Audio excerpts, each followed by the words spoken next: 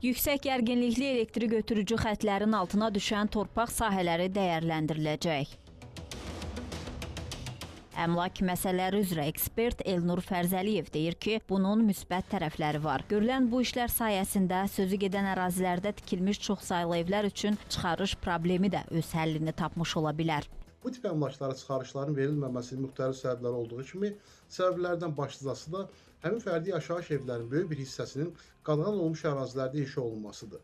Qadağan olunmuş ərazilərdən ən başlıcası yüksək gərginli elektrik naqillərinin ətrafına tikilmiş fərdi yaşayış evləridir ki, qanunvericiliyə əsasən bu tip əmlaklar çıxarışla təmin oluna bilməz.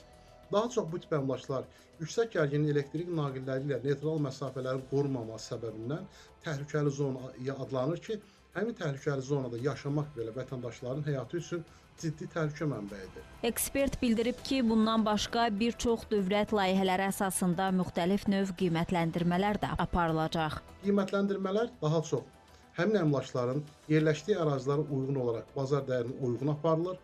Bazar dəyərinə uyğun olaraq qiymətləndirmə aparıldıqdan sonra əgər həmin əmlaklar dövlət ehtiyacı üçün alınırsa, vətəndaşların əmlakları bazar qiymətləri ilə dəyərləndirildikdən sonra onlara 20% əlavə kompensasiya ödənilir.